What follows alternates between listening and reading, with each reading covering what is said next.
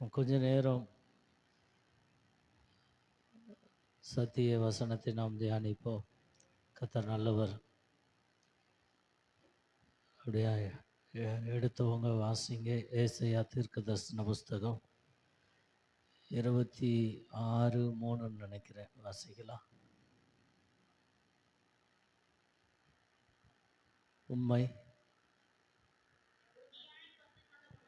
உம்மை உறுதியாய் பற்றி கொண்ட மனது. வாசிக்கலாம்.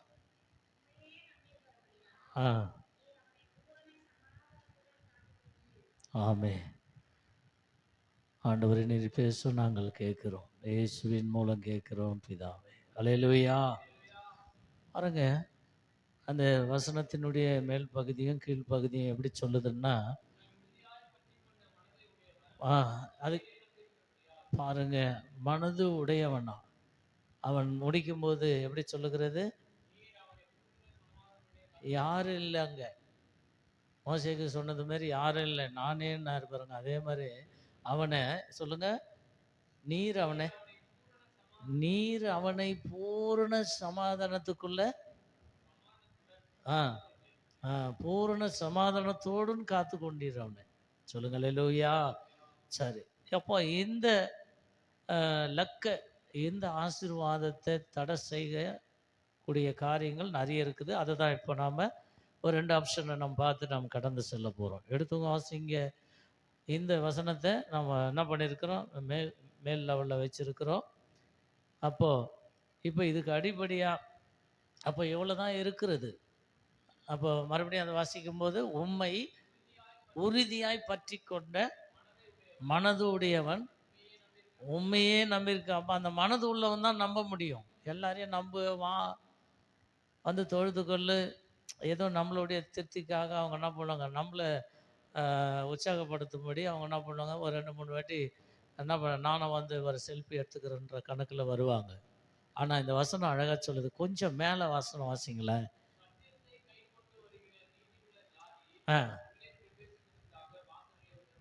பார்த்தீங்களா? சத்தியத்தை கை கொண்டு வருகிற ஜாதி நீதி உள்ள ஜாதி.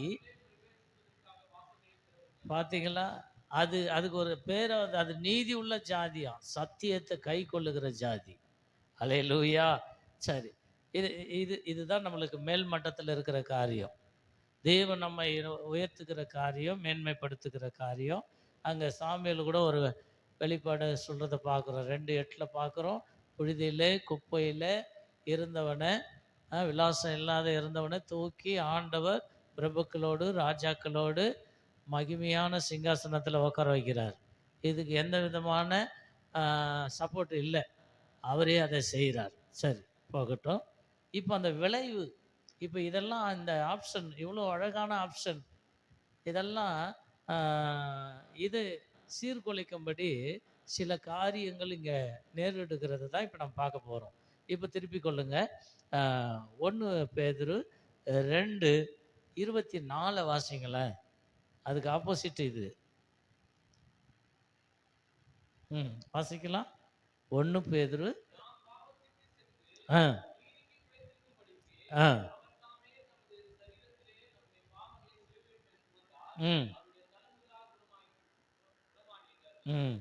பாருங்க. இப்போ இந்த மேல் வேடை மட்டும் நம்ம எடுத்துக்கொள்ளலாம். என்னவா? நாம் பாவங்களுக்கு செத்து நீதிக்கு பிழைத்திருக்கும்படி தான் தேவன் இந்த சத்திய மார்க்கத்தின் மூலமாய் நம்மளை பரிசுத்த ஜாதியாய் மாற்றுகிறார். அல்லேலூயா. அப்போ என்னன்னு சொன்னால் 2 ஆப்ஷன் இங்கே கொடுக்கப்படுகிறது. எதுக்கு சாகணும்? பாவங்களுக்கு செத்து, மீறுதலுக்கு செத்து, கீழ்ப்படியாமைகளுக்கு நாம் சாக வேண்டும். நான் சொல்லுகிறது சரீர சாவு அல்ல. சரீர சாவு உலகம் தெரியும், உலகத்துக்கு தெரியும். புரியுதுங்களா? நான் சொல்லுகிறது, இந்த பரிசுத்த வேதம் நமக்கு எடுத்து கொடுக்கிறது இந்த ஆத்மாவுடைய என்னது, அதுக்கு எவிடன்ஸ் சில ஆராதனையில் என்ன பண்ணுது, அதுக்கு கொஞ்சம் சில குழு கிடைச்சது. நான் வசனத்தை வைத்து கொண்டு இருக்கிறேன், அதனுடைய குழுவுகள் கிடைச்சது. அதுக்காக நான் கர்த்தரை துதிக்கிறேன். அல்லேலூயா. எந்த எவிடன்ஸும் இல்லாமல், எந்த முகாந்திரம் இல்லாமல் நம்ம கூடி வரல. எல்லாத்துக்கும் நோக்கம் இருக்குது. எத்தனை பேர் ஆமென் சொல்றீங்க? நம்ம ஏதோ தூக்கம் வராம உட்காந்துன்னு இல்ல. அல்லேலூயா! நம்ம எப்படியோ பசி எடுத்துக்கின்னு இப்ப சோறு இல்லாம நாம நேரத்த வீணாக்கல. ஆண்டவர் நமக்கு எல்லாவற்றையும் நிறைவா தந்து கொண்டு இருக்கிறார், கொடுத்திருக்கிறார். இப்ப இந்த வசனம் என்ன சொல்லுகிறதுன்னா, பாவத்துக்கு செத்து, நாம் பாவங்களுக்கு செத்து நீதிக்கு பிழைத்திருக்கும்படி. ஆ. அல்லேலூயா! அப்போ பாருங்க, இந்த மேன்மைய வாசித்துருங்க. கடைசி வசனத்த வாசித்துருங்க. ஆ, ஆ. அல்லேலூயா! அப்ப பாருங்க, நமக்கு 26:3 வைக்கப்பட்டிருக்கிறது. நல்லா கவனிங்க. அங்க நம்பிக்கை உள்ளவன், அந்த மனது உள்ளவன். இன்னைக்கு எவ்வளோ நம்ம சொல்லுவாங்க. ஒரு உலகத்துல சொல்லுவாங்க. குளிப்பாட்டி வச்சா கூட மறுபடியும் என்ன பண்ணாது, என்ன பண்ணிது? தன்னை அழுக்கு பண்ணின்னு வந்ததுன்னு சொல்லுவாங்க. அப்போ அங்கே தேவ சமூகத்துல கூட இங்க இதே அப்போஸ்தலனாகிய பவுல் சொல்லும்போது, ரோ ரோம திருச்சபைக்கு சொல்லும்போது எடுத்தவங்க வாசிங்க. ஆ 6:1 6:2லேருந்து வாசிங்க. 6:1, 2 வாசிங்க. பாருங்க. கொஞ்சம் சீக்கிரம் வசனம் எடுங்க. தம்பிங்க கூட எடுக்கலாம். ரோமருக்கு எழுதின நிருபம். அங்க ஒரு சம்பவம் இருக்குது பாருங்க. அவன் வாசித்துட்டு வருவோம் அந்த பக்கம்.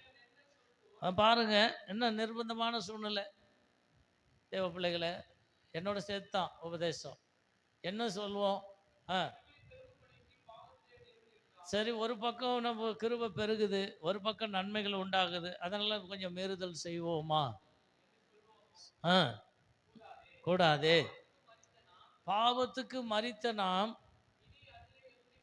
பாவம் என்கிறது நான் சொல்லுகிறது இந்த சரீர பிரகாரமாய் வருகிறது, இச்சையின் பிரகாரமாய் வருகிறது, அப்புறம் மாம்சத்தின் எண்ணத்தின் பிரகாரமாய் வருகிறது மாத்திரம் இங்கே ஆண்டவர் அதை அதை மாத்திரம் ஹைலைட் பண்ணி சொல்லலை. பாவம் என்கிறது அங்கே யோனாவின் தீர்க்க தரிசன புஸ்தகத்தில் முதல் அதிகாரத்தில் அங்கே ஒரு மீறுதல் வருகிறது, அது பாவமாய் மாறுகிறது. அல்லேலூயா!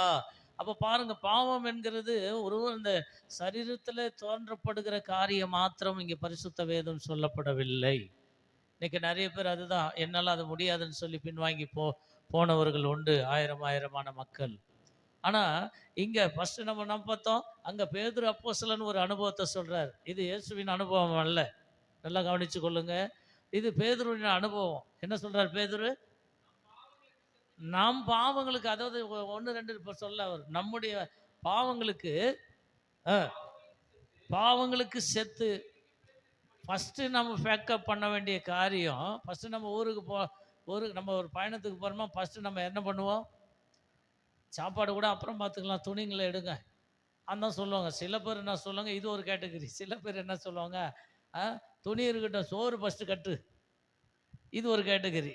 சரியா? துணி பரவாயில்ல, இருக்கிற துணியில் கூட நான் வந்துடுவேன். அங்கே எதனா கூட 1, 2 போர்வையில் வாங்கிப்பேன். ஃபஸ்ட்டு சோறு கட்டு, அது அங்கே எல்லாம் கிடைக்காது. இப்படி ஒருத்தர் சோறு வேணான்னு சொல்லி வஸ்திரங்களை எடுங்க ஆன்வாங்க. இன்னொருத்தர் சொல்லுவாங்க, இன்னொரு கேட்டகரி, ஆஹா வஸ்திரம் போர்வையில் வாங்கிக்கலாம், சோத்தை கட்டு, நம்மளுக்கு ருசியாக கட்டு. அல்லேலூயா!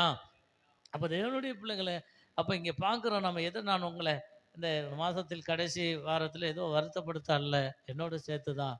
அல்லேலூயா! அது மீறுதல் இங்கே அந்த பலி செலுத்த வேலையில் நான் அப்படி உங்களை கூட்டு போனால் தான் நீங்கள் கொஞ்சம் அந்த என்ன பண்ணுவீங்க, கொஞ்சம் ரிலீஸ் ஆகுவீங்க. அந்த பலி செலுத்துகிற நேரத்தில் யார் முன்ன வந்தாங்க, யார் வரல எல்லாம் பார்க்காம ஒரு மனுஷன் என்ன பண்ணான், துணிகரமாக என்ன பண்ணான், பலி செலுத்தினான். புரியுதுங்களா? பழைய ஏற்பாட்டின் காலத்தில் அவன் என்ன பண்ணான், பலி செலுத்தினான். யாருன்னு தெரியும்? சவுல் ராஜா. சவுல் ராஜா, அப்புறம் அங்கே தாவீது, 3 பேர் இருந்தாங்க. சாமுவேல். இப்போ யார் முந்தி கொண்டது? யார் முந்தி கொண்டது? யார் செய்ய வேண்டியது? நான் இந்த பாவத்துக்காக சொல்கிறேன். பாவத்துக்காகனா இங்கே உலகத்தில் உள்ள பாவங்களை பற்றி இங்கே வேதம் சொல்லுது. அது அல்ல இது முக்கியம். சொல்லுங்க அல்லேலூயா! அப்போ தேவனுடைய பிள்ளைகளை இன்னொரு லிஸ்ட்டில் பார்க்குறோம் நம்ம. பாவத்தை குறித்து நிறைய சொல்லப்படுகிறது. ஆனால் இன்னொரு இடத்துல சொல்லப்படுகிறது, நாம் அவரை நேசிக்காது இருக்கிறதே பெரிய பாவம். அவரை பின்பற்றாத இருக்கிறதே பெரிய பாவம்.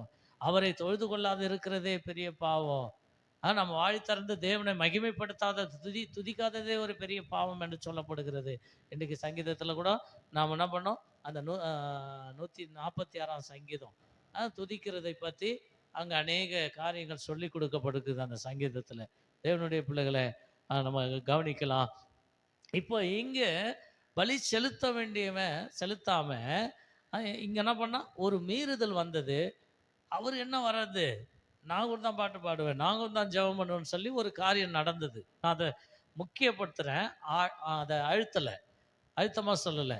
அப்போ என்ன பண்ண, இவன் ஒருவன் முந்தி கொள்ளுகிறான், அது தேவ பார்வையில் பாவமாய் மாற்றப்பட்டது. பாவம் எங்கெல்லாம் ஃபிட் ஆகுதுன்னு நல்லா கவனித்து கொள்ளுங்க. தேவ சமூகத்தை நாடாது பெரிய பாவம், தேவனை மறுதளிக்கிறது அதை விட பெரிய பாவம். ஒரு நாளைக்கும் டெவலப் ஆகிக்கிட்டே இருக்கும். சொல்லுங்களே லூயா. எப்படி அவள் கர்ப்பம் தெரித்து அவள் எப்படி பிள்ளையை பெருக்கிறாள்னா, அது எப்படின்னு நமக்கு தெரியும். நான் பிறக்கும் போது இப்படி பிறக்கலை நான். சொல்லுங்களே லூயா. அப்போ தேவனுடைய பிள்ளைகளை, அப்போ பாவமானது அதை குறித்து நிறைய இந்த பவுல் அப்போஸ்தலன் அழகாக சொல்லுகிறார். அதனால தான் இங்கே பேதுரு சொன்னதையும் நான் சொல்கிறேன். ஆனால் பேதுரு என்ன ஆங்கிலம் சொன்னாருன்னு தெரியல. ஆனால் நான் முடிக்க போகிறேன், நல்லா கவனிங்க. இங்கே பவுல் அழகாக சொல்கிறார். அந்த இடத்துக்கு வந்துடுங்க, பவுல் சொல்கிற இடத்துக்கு வந்துடுங்க. பாருங்க, நாம் மரித்தோம் என்ற ஒரு வாழ்க்கையை வாழ்ந்து கொண்டு இருக்கிறோமா இல்லை மரித்து இருக்கிறோமா? ஆனால் அந்த பவுல் அப்போஸ்தலன் சொல்கிறாரு, பாவத்துக்கு மரித்த இவர் கன்ஃபார்ம் பண்ணி சொல்கிறாரு. இப்போ நான் சொல்கிறேன், என்னோட சேர்த்து சொல்கிறேன், உங்களில் என்னை வச்சு சொல்கிறேன். பாவத்துக்கு மரித்தோமா, பாவத்துக்கு செத்தோமா, சரி பாவத்துக்கு விலகி இருக்கிறோமா? நல்லா கவனிச்சு கொள்ளுங்க. ஆண்டவருடைய வார்த்தை சொல்லுது, என் ஜனங்கள் அறிவில்லாமல் சங்காரமாகிறார்கள் என்று சொல்லப்படுகிறது. அவர்கள் என்ன பண்ணார்கள்? அவர்கள் மீறுதல்னால, பலவிதமான எண்ணங்கள் ஏக்கங்களினால, உலக கவலைகளினால அவர்கள் என்னை விட்டு தூரம் போனார்கள் என்று சொல்லப்படுகிறது. அல்லேலூயா. அப்போ தேவனுடைய பிள்ளைகளை தேவ சமூகத்தில் அதுதான் இங்கே சொல்லப்படுது. பாவம் பெருகிறது, கிருபை பெருகிறது என்று சொல்லி நான் என்ன பண்ணலாம்?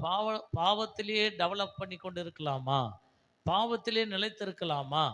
இங்கே பவுல் தானே சொல்றாரு. வாசிங்க, ரிவைண்ட் பண்ணுங்க. பாவத்துக்கு மரித்த நான் அதிலே எப்படி நான் மறுபடியும் பிழைக்கிறது?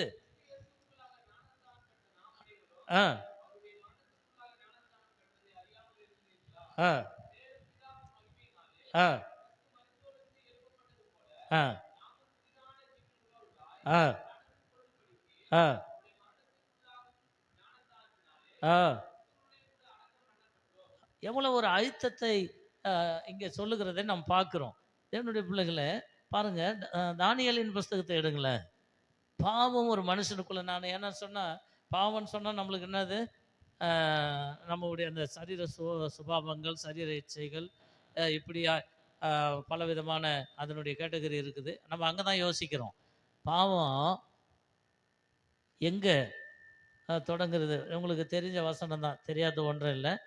தானியேலின் புஸ்தகம் 3ஆம் அத்தியாயமா 6ஆம் அத்தியாயமா எடுத்தவங்க வாசிக்கலாம். Glory to Lord.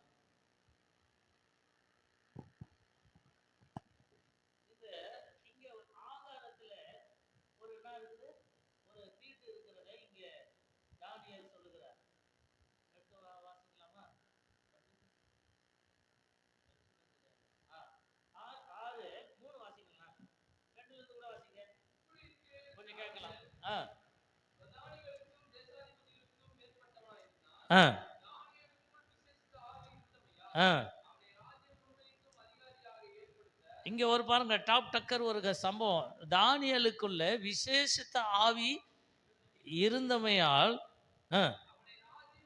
அவனை ராஜ்யம் முழுமைக்கும் அதிகாரியா ஏற்படுத்த ராஜா நினைத்தான். நடந்த காரியம் என்ன?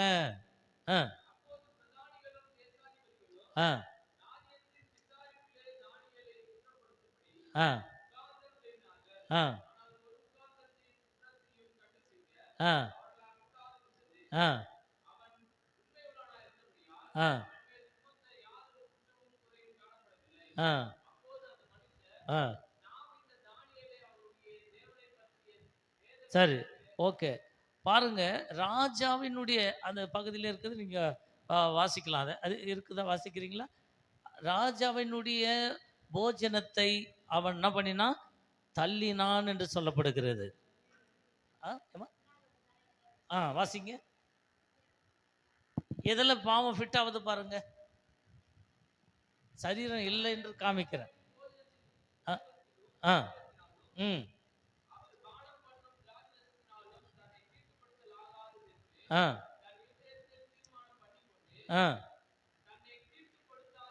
ஆ, ஆ, ஆ. எங்க வந்தாரு?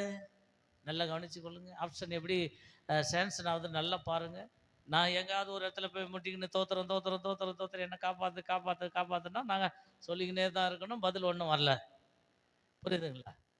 அப்போ இந்த தானியலுக்குள்ள வந்த காரியத்துக்கு அங்க என்ன ஆகுது? தேவன் அதை என்ன பண்றாரு? நடைமுறைப்படுத்துகிறார். அப்போ பாவம் அவன் என்ன பண்றான்? பாவத்துக்கு என்ன பண்றான்? விலகி இருக்கிறான். அந்த தேவனுக்கு அருவருப்பான காரியத்துக்கு விலகி இருக்கிறான். ராஜாவின் போஜனத்துக்கு விலகி இருக்கிறான். ராஜாவின் போஜனம் நல்லா தானே இருக்கும், நல்ல ருசியாக தானே இருக்கும். இதானே உண்மை. ஆனால் தேவனுக்கு முன்னே தேவ பிள்ளைகள் என்ன பண்ணோம்? அது அதை என்ன பண்ணோம்? தள்ளி விடணுமே. கர்த்தர் என்னோடவும் உங்களோடவும் என்ன பண்றாரு? பேசிக்கொண்டு இருக்கிறார். தேவன் நம்ம இருக்கும் வரை, நம்மை நடத்தும் வரை பேசிக்கொண்டே இருப்பார். நீ நீங்க ஆமா, நீ நீ ஃபர்ஸ்ட் குவாலிட்டி, நீ ரெடி ஆயிட்ட, உன் மேல உனக்கு எந்த குறையும் இல்லைன்னு சொல்ல மாட்டார். தேவன் ஒவ்வொரு நாளும் நம்மை உடைத்து உருவாக்கி கொண்டு இருக்கிறவர் தான் நம் பரம தகப்பன். அல்லேலூயா. பரிசுத்த ஆவியானவருடைய காரியமே அதுதான். எடுத்துக்கொள்ளுங்க. கடைசி நம்ம ஒரு சம்பவத்தை பார்க்கலாம். விவரித்து சொல்ல நேரம் இல்லை தேவனுடைய பிள்ளைகளை. அப்போ எப்படி நம்ம ஃபர்ஸ்ட் வசனத்தை ஏசாயா ஏசாயா 26 இந்த 3 மறந்துடாதீங்க. அதுதான் நம்ம சொல்லி முடிக்க வைத்து தான் இப்போ நாம் பார்த்து கொண்டு இருக்கிறோம். சங்கீதங்களின் புஸ்தகத்துக்கு திரும்ப 51ஆம் சங்கீதத்தில் 9ஆம் வசனத்தை வாசிக்கலாம். சங்கீதம் 51:9 இப்படியா சொல்லுகிறது, 13 இப்படியா சொல்லுகிறது. ஆ ஆ ஆ போதும். பாருங்க, என் பாவங்களை ஆ, பாராதபடிக்கு. அப்போ இந்த இந்த தாவீதுக்குள்ள என்ன பாவம் இருந்தது? தாவீதுக்குள்ள என்ன பாவம் இருந்தது உங்களுக்கு நல்லா தெரியும். நான் அதை விவரிக்க விரும்பல. அப்ப பாருங்க, தாவீது துதி செய்கிறவன். தாவீது சுரமண்டலத்தில் எடுத்து வாசிக்கும் போது பிறருக்கு நன்மை உண்டாகிறது, விடுதலை கிடைக்கிறது. ஆனாலும் இந்த தாவீது ஒரு காரியத்தை சொல்றாரு. ரிவைண்ட் பண்ணுங்க. என் பாவங்களை பாராதபடிக்கு ஆ ஆ வேண்டுதல் செய்கிறார். இங்க 11, 13 வாசிக்கும் போது இந்த பாவம் என்ன பண்ணிடுமா? சமூகத்தை விட்டு பிரிச்சிடுமா. நல்லா கவனிச்சு கொள்ளுங்க. அது எப்படியாவது பிரிக்கும். அது ஆப்ஷன் நிறைய இருக்குது அதுக்கு. இப்ப நமக்கு தான் நேரம் இல்லை கேட்கறதுக்கு. அதுக்கு ஆப்ஷன் நிறைய இருக்குது. நிறைய பேரை பிரிச்சிருக்குது. நிறைய பேருக்கு சான்றிதழ் கொடுத்துருக்குது. நீ செய்யறது கரெக்டு தான். மறுபடியும் ரிவைண்ட் பண்ணுங்க தம்பி. ஆ இதுக்கு எதிராளி யாரு? பாவம் தான். பாவம் மீனிங் பவுல் சொல்றாரு. பவுலுடைய அனுபவம். பாவம் பெருகுது, இது கிருபை பெருகுதுன்னு சொல்லி நாம் பாவத்திலே நிலைத்து இருக்கலாமா? உங்களை பார்த்து நான் கேட்கல, என்னை பார்த்து நான் கேட்டுக்கல. சொல்ல வேண்டியதை சொல்றோம். அல்லேலூயா. அப்போ கிருபை பெருகுது, வல்லமை பெருகுது, அபிஷேகம் இருக்குது. என் பாத்திரம் எந்த நேரத்திலும் காலியால நிரம்பி இருக்கிறது. அதனால நான் செய்யறதெல்லாம் எல்லாம் ஓகே ஆயிடுமா? இல்லை தேவ ஜனமே, தேவ பிள்ளைகளே. சில பேருக்கு மனக்கண்கள் குருடாக்கப்பட்டிருக்கும். சில பேருக்கு இப்படியாப்பட்ட வாதைகள் உண்டாக்கப்பட்டிருக்கும். புரியுதுங்களா? இந்த பாவம் என்கிறது பல வடிவுகள் எடுக்கப்படும். பாவம் என்கிறது பல சிம்டம்ஸ் உண்டு பண்ணும். அதான் சொல்றான், தாவீது அழகா சொல்றான். அதான் பாவம் எதை ஃபர்ஸ்ட் பிரிக்குது? சமூகத்தை பிரிக்குது. அதான் பக்தன் உன் சமூகம் வரும்போதெல்லாம், உன் சமூகம் வரும்போதெல்லாம் நான் என்ன பண்றேன்? இளைப்பாறுகிறேன். உன் சமூகம் சொல்லலாமா? உன் சமூகம், நான் பாட்டை மாத்திட்டேன். மேலானது, என் உயிரிலும் மேலானது. சொல்லலாமா? முடிக்கலாமா? உன் சமூகம் மேலானது, என் உயிரிலும் மேலானது. இதுக்கு ஒப்பிட்டு எதனா வரும்? நீரெந்தன் பக்கம் இருப்பதா?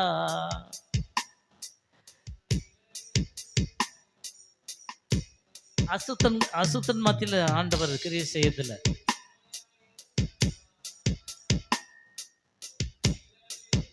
கலிக்கு உறுதியுடன் இறுதியுடன்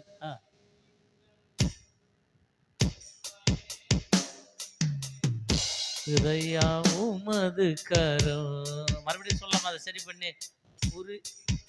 உறுதியுடன் உம்மையே பற்றி கொண்டு தாங்குதப்பா உமது கரம். சொல்லலாமா? என்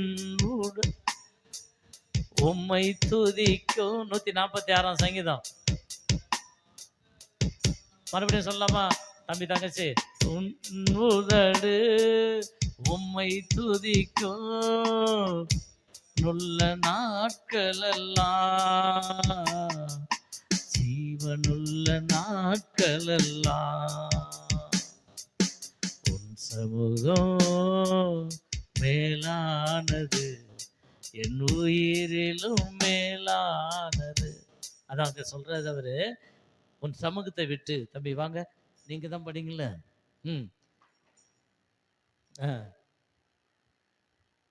சரி, நான் படிங்க. சீக்கிரம் நாம் கடந்து போக போறோம். சீக்கிரம் படிங்க. தம்பி சும்மா எடுத்துட்டு வந்தீங்களா? படிங்க. சங்கீதம் 51. பாட்டு பாடினா இவ்வளவு சீக்கிரம் விட்டுருவீங்கன்னு நான் நினைக்கல. உன் சமூகத்தை விட்டு என்னை தள்ளாமலும். அப்ப பாவம் என்னென்னலாம் நமக்குள்ள செய்யுது? பாவம் என்னெல்லாம் செய்யுது? இயேசுநாதர் ஊழியத்தில் இப்போ எத்தனை பாவிகளை சந்திச்சாரு. எல்லாம் பாவிகள் என்னார். நம்மளுக்கு அந்த ஸ்டோரிலாம் நல்லா தெரியும். நல்லா சபீனா மகள் அக்டோபர் 2ஆம் தேதி சரியான ஒரு சப்ஜெக்ட் ஒரு பாஸ்டர் வந்து என்கிட்ட கேட்டார், நல்லா தயாரிச்சுக்கிறீங்கன்னாரு. என்னையாண்ண சாட்சி சொல்ல சொன்னால் ஒரு உபதேசமே பண்ணிடுச்சு அந்த பாப்பா. அது அந்த எல்லாரும் கல் வச்சுருந்தாங்க. எல்லாரும் உனக்குள்ள பாவம் இல்லாதவன் கல் ஏறினா இப்போ நமக்கும் அந்த பொண்ணு உபதேசம் பண்ணிடுச்சு. ஐயா நானே ஆடி போயிட்டேன். யாருடைய வளர்ப்புன்னாரு. அல்லேலூயா, கடவுள் வளர்த்து விட்டாருன்னு சொல்லுங்க. அல்லேலூயா. அப்போ பாருங்க தேவனுடைய பிள்ளைகளை, அந்த பெரிய சப்ஜெக்ட் எடுத்துன்னு வந்து அந்த இடத்துல போட்ட உடனே எல்லாருக்கும் கொஞ்சம் வளவளப்பு வந்துருச்சு. அப்போ தேவனுடைய பிள்ளைகளை இங்கே நல்லா கவனிக்க பார்க்குறா. இப்போ பாவம் சமூகத்தை விட்டு பிரிக்குது. அது இது நமக்கு என்ன பண்ணல பெருசாக தெரியல. பாவம் சமூகத்தை விட்டு பிரிக்குது. எத்தனையோ முறை கூட நம்ம போய் சந்திப்போம், கூப்பிட்டுன்னு வருவோம், அவங்களும் வருவாங்க, மறுபடியும் அது வெளியே இருந்து கூப்பிடும், நான் மறுபடியும் போயிட்டுறேன்னு. சொல்லுங்க அல்லேலூயா. தொடர்ச்சியா வாங்க, கீழே வாங்க.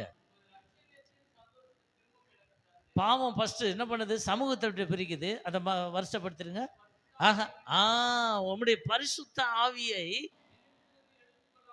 பாருங்க. அவருக்கு தெரிஞ்சு போச்சு, தாவீது ராஜாவுக்கு தெரிஞ்சு போச்சு, பரிசுத்த ஆவியை எடுத்துடாதீங்க.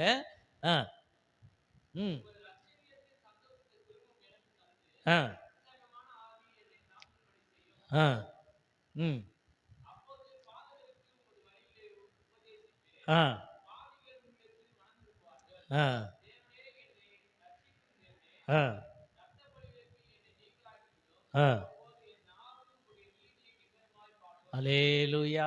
அதனால தான் எனக்கு நிறைய பேர் என்ன பண்ண முடியல, கம்பீரமாக துதிக்க முடியல, வாயை திறக்க முடியல, பாட முடியல.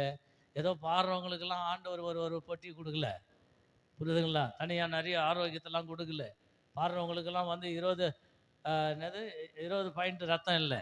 எல்லாருக்கும் அந்த 7, 8, 9 அந்த 10க்குள்ள இல்லை 15க்குள்ள தான்.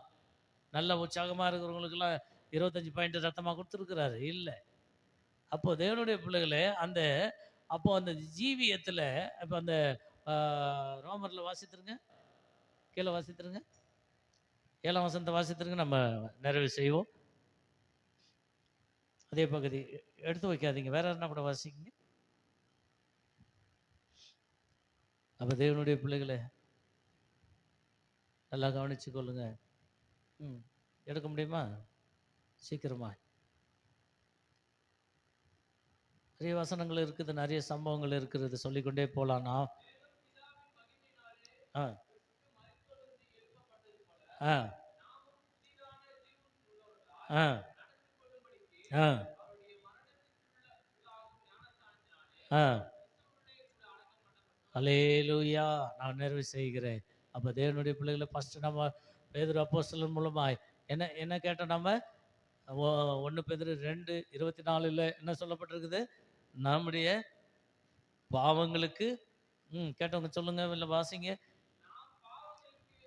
நாம் நம் நாம் பாவங்களுக்கு என்னுடைய பாவத்துக்கு நான் செத்து நீதிக்கு பிழைத்திருக்கும்படி. அப்போதுதான் 25ஆம் வசனத்தின் காரியம் சொல்லுது.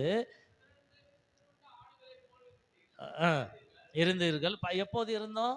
பாவத்துக்கு உட்பட்டிருக்கும் போது செதறி போன ஆடுகளா இருந்தோம். அத என்னது காணப்படாதது, அங்கங்க ஓடுறது.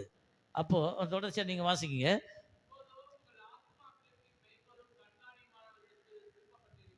அல்லேலூயா. அப்படியாய் நம்முடைய வாழ்க்கையிலே, நம்முடைய ஜீவியத்திலே, அ ச ஆராதனை நேரத்திலேயும், சங்கீத நேரத்திலேயும் ஆத்துமாவை குறித்து சில குழு சொல்லும்படி கர்த்தர் உதவி செய்தார், நான் கேட்கும்படி. அப்போ தேவனுடைய பிள்ளைகளை, நான் சொல்லுகிறது இப்போ சரீரத்தினுடைய காரியங்கள் மாத்திரம் அல்ல, அதை முக்கியப்படுத்தலை. புரியுதுங்களா? இது மண்ணான சரீரம், இது எந்த சூழ்நிலையிலையும் இது என்ன பண்ணாது, மகிமையை தேடாது. ஆனால் நமக்குள்ள இருக்கிற ஆத்துமா, நமக்குள்ள இருக்கிற ஜீவன் அந்த மகிமையை நாடிக்கொண்டு இருக்கிறது. அப்போ தேவனுடைய பிள்ளைகளை, அப்போ கிருபை பெருகுது என்று சொல்லி நாம் பாவத்தில் நிலைத்திருக்க கூடாது.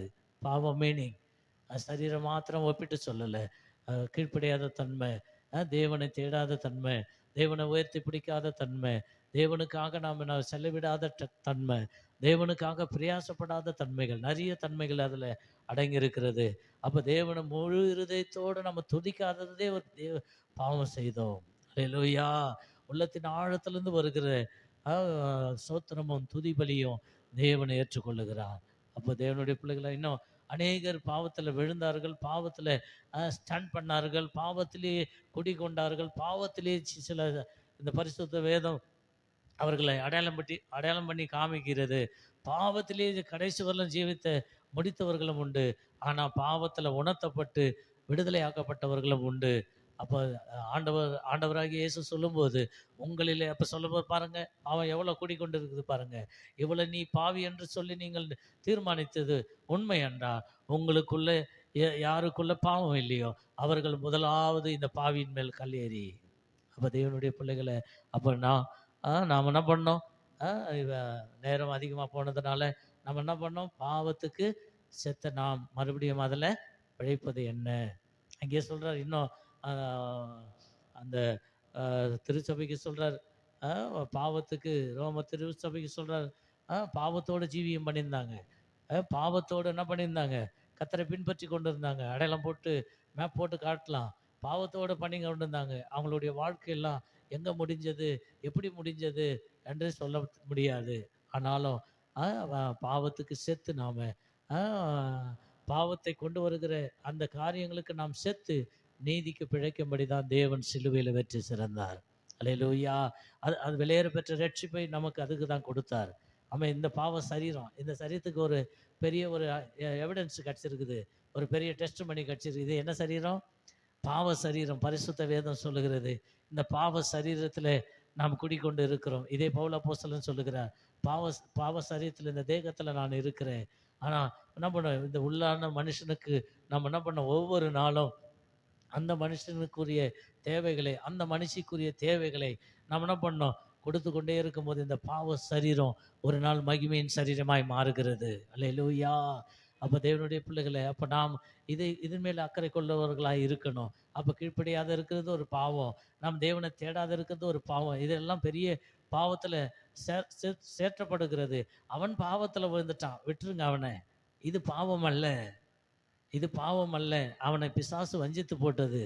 அப்போ தேவனுடைய பிள்ளைகளை, ஏதோ தோட்டத்தில் எதில் விழுந்தாங்க என்று சொன்னப்போனா அவங்க சுயத்தில் விழுந்தாங்க, சரீர இச்சையில் விழுந்தாங்க, அந்த கனியினுடைய ருசியில் விழுந்தாங்க.